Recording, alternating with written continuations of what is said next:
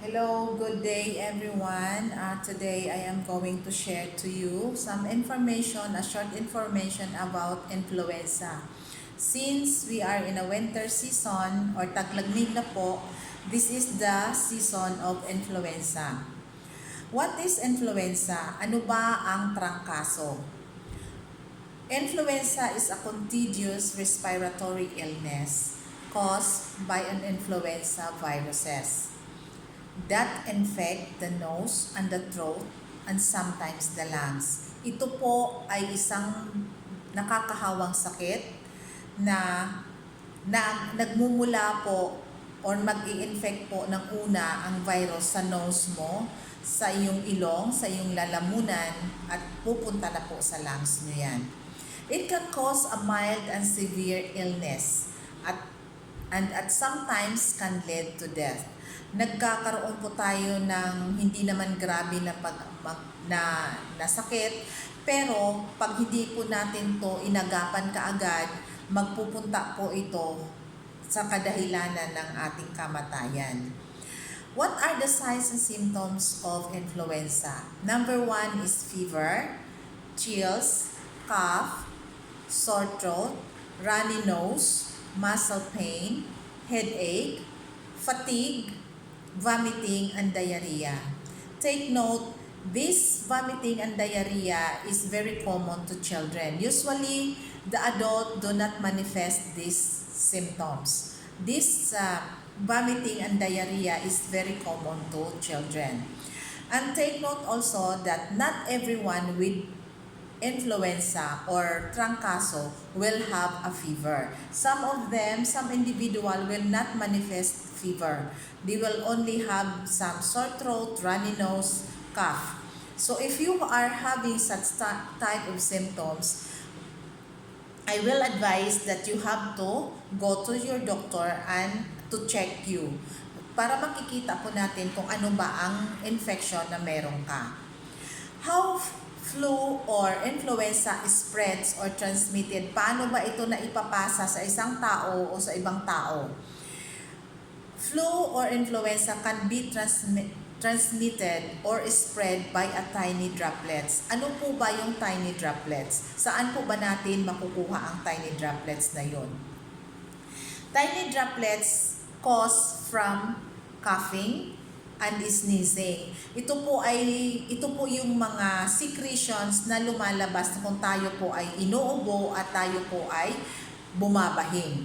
So, if an infected person sneeze and cough without covering his nose or her nose and mouth, the tiny droplets will lodge to the surfaces. Pupunta po yan sa surfaces niya.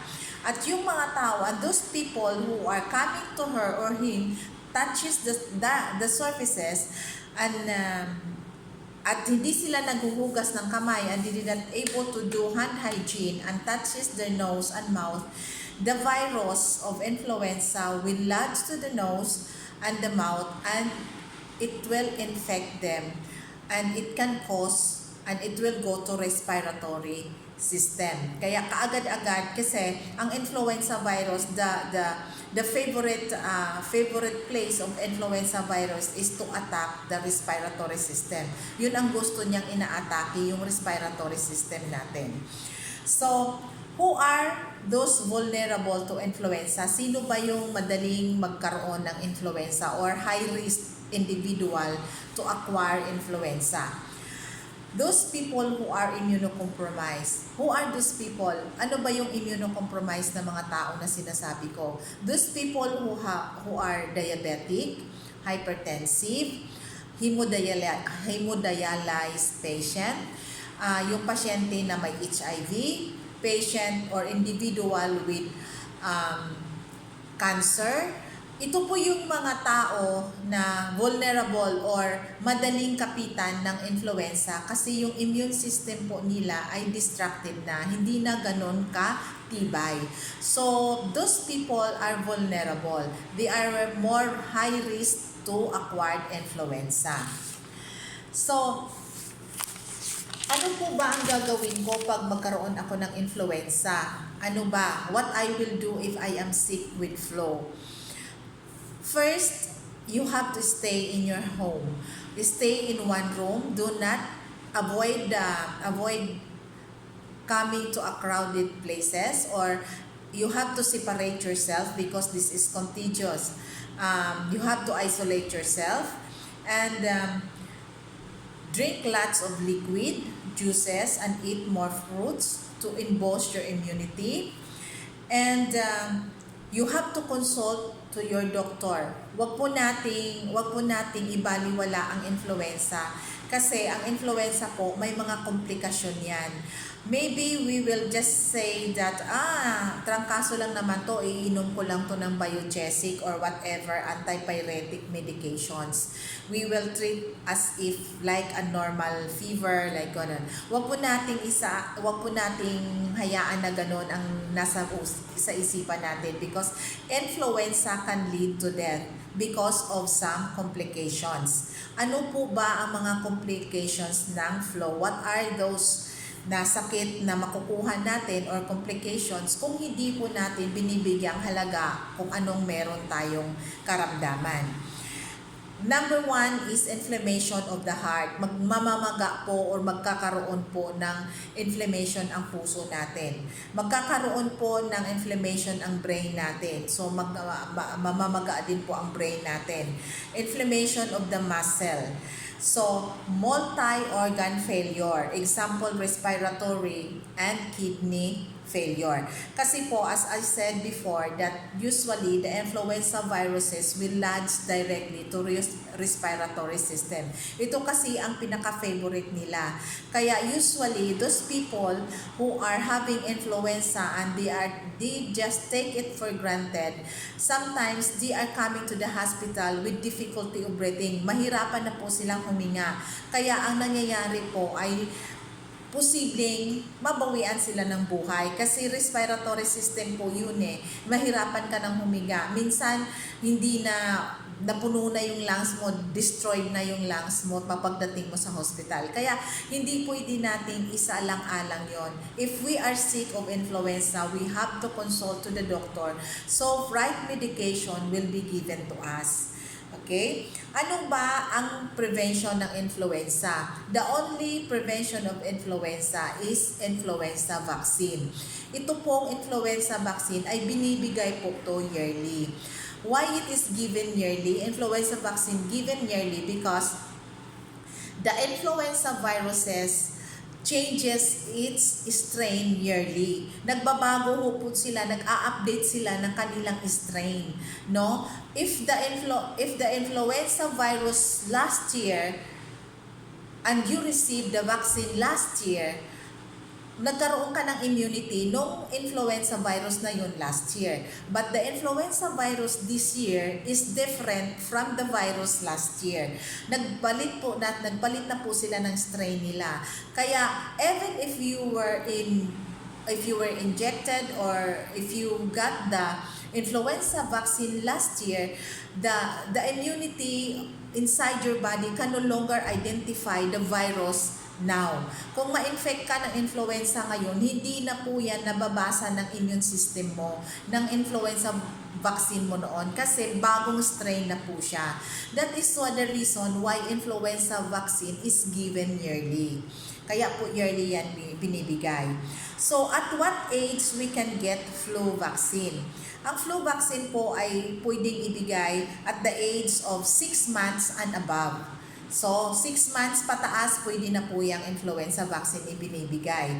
So, sa mga bata, you can bring your children to a pediatrician. They can consult first or they can check the child first before giving the influenza vaccine. So, pregnant women can acquire or can have the influenza vaccine also. But it can be given at the 3rd trimester of pregnancy. Hindi mo siya pwedeng ibigay sa 1st trimester and 2nd trimester. Can be given on the 3rd trimester. So, paano po ba binibigay ang influenza vaccine? It is given deltoid here. intramuscular, diretso po yan. So, sometimes there are side effect. Pagkatapos po ng inyong influenza vaccine, after 1 day or 2 days or maybe 1 week, you will feel that you are sick. Huwag po tayong mag-alala doon. That is only the effect of the influenza vaccine. So, effect lang po yon kasi live attenuated vaccine po yan. Parang may virus na pinahina lang at hindi naman magkaroon ng sakit sa'yo. Reaction lang po ng katawan natin yon. So, we can just drink up antipyretic o sa Pilipinas ng biogesic or anything na pwede nating inumin. So, wag po tayong mabahala doon. Okay, the immunity of that vaccine will take effect 14 days. Now, if you take this vaccine today, after 14 days, tsaka pa nag-i-effect yung kanyang immunity.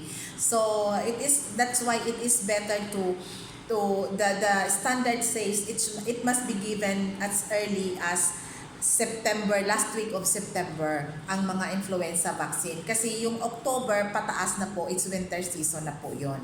Okay, so, who should not get the flu shot? May mga individual na hindi pwedeng injection ng influenza vaccine. Yun po yung mga batang below 6 months old. Hindi pa po sila pwedeng bigyan ng influenza vaccine.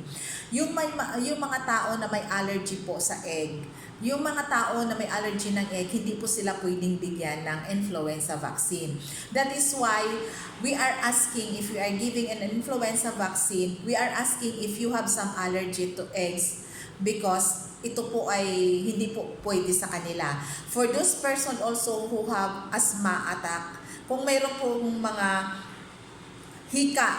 hinihika po kayo ngayon, this time hinihika kayo, everyday may hika po kayo, you are not advised to have the influenza vaccine. Okay, so ito po yung mga bagay na dapat natin pagtuunan.